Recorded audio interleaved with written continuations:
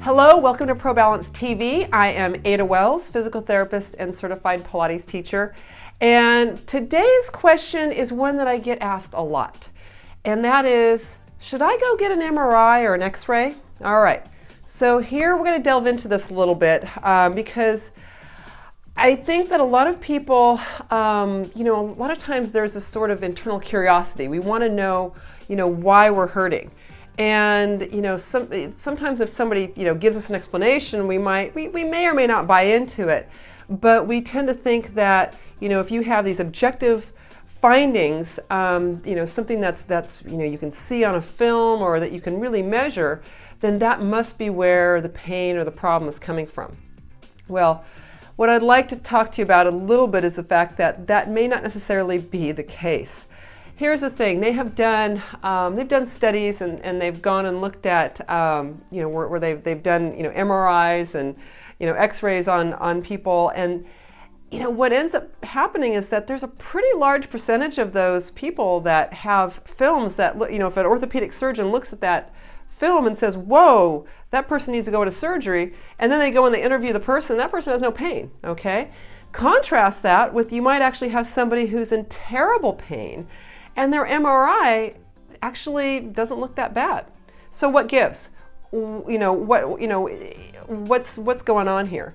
And one of the things that you need to keep in mind is that when you go and you get an MRI or an X-ray, you are in you're in a totally still position. You're not moving. Oftentimes with MRIs, you're lying down, right? So you're not even weight bearing and actually having to engage all the stabilizing muscles and actually having your body work as a system as you're actually getting that film. You're basically looking at the snapshot, but it's an artificial one. So the thing is that you may have some findings there. Sure, you might have a bulging disc. Yeah, you might have some degenerative arthritis and some bone spurs. Yeah, guess what? There's a lot of people that have that don't have pain, or that don't necessarily have pain that would warrant having surgery. And so here's the thing, people, there are times when we really want to know what's going on. Typically when somebody has, I'm going to use a back injury as an example. If somebody has injured their back fairly acutely, and they have, say you've fallen or there's been some sort of trauma, that's more of an indication where you may end up wanting to have X-rays or MRIs. Why? Because something may have been broken. There may be something more significant in that particular case. In the event that you woke up one morning and maybe a couple days your back was stiff, and then you woke up one morning and it was like you couldn't even walk, that's a little different story. Now, if you can't walk because of pain, you know what? That's one thing. If you can't walk because now you suddenly have weakness, because you are having bowel and bladder issues where you're actually having issues with incontinence all of a sudden. These are red flags. These are indications that you need to get to the doctor and actually potentially discuss whether or not an MRI is, or X-ray something is appropriate at that point in time. But just pain in and of itself or tingling is not necessarily a reason to do it. Now you may be curious, well, I'm kind of curious, what do I have going on in there? I caution people to do that, because what happens sometimes, our psyche is so powerful, and once people kind of get labeled that, oh, you have a herniated disc, you kind of think that it's herniated way out there and it's going to be like that forever. Well, what they've found is actually, herniated discs, they actually resorb. So, initially, yeah, it might have some pressure that looks like it's near the nerve, but actually over time, that bulge actually does diminish. So it's actually not as bad as you may think. So the thing is that we've got to ask ourselves, is there a true red flag? Are you having pain in your back and it's at night and it's constant and it doesn't let up? That may be definitely something where there may be something more insidious, something more serious going on. I talked about the issues with bowel and bladder. Talked about if you're having motor weakness, not just I feel like my leg's going to give out because it's painful, but no, it's like I can't even lift my leg because it feels like the muscle's not working right.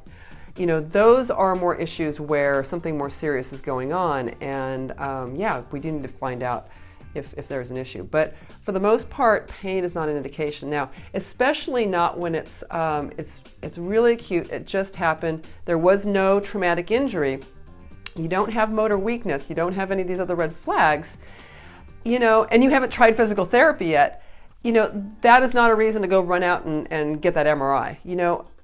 This is why doctors typically will say, go to rehab first, go to physical therapy first, see how you do, because there's going to be two things on your side there. One, time, but more importantly, if you're getting good physical therapy, you are learning how to stabilize correctly. You are learning how to move. And a lot of times your guarding strategies, how your body kind of holds itself with tension when you've had an injury, that actually feeds into the whole pain pattern. And once again, these are things that you can't appreciate by looking at an MRI or an X-ray. It's something that I can see from a clinical standpoint, or a really skilled physical therapist or movement practitioner they're going to see these things, as they watch you move.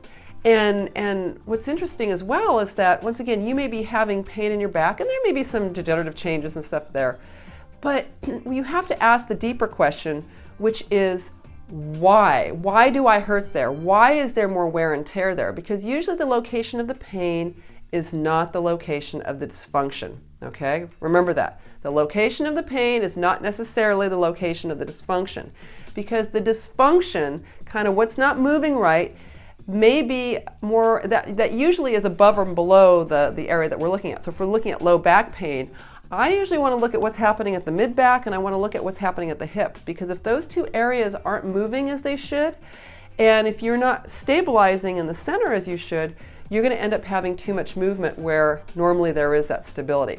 So those are the types of things that, once again, in the hands of a skilled physical therapist or movement practitioner, you can get actually much better answers and actually start getting better, versus I'm going to wait and see what the MRI says before I proceed. And once again, this is always a conversation with your practitioner, with your doctor, because everybody's situation is a little bit different. And I don't want you thinking, oh, Ada said don't ever get it. No, that's not the case.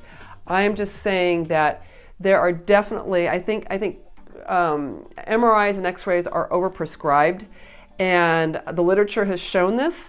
And so it's just a matter of make sure that you know why you're getting it. If it's just because you want to know why you happen to be hurting there, but you're like, oh, I'd never have surgery, or it's not that bad, I wouldn't expose yourself to that extra radiation and cost when you don't need to, okay?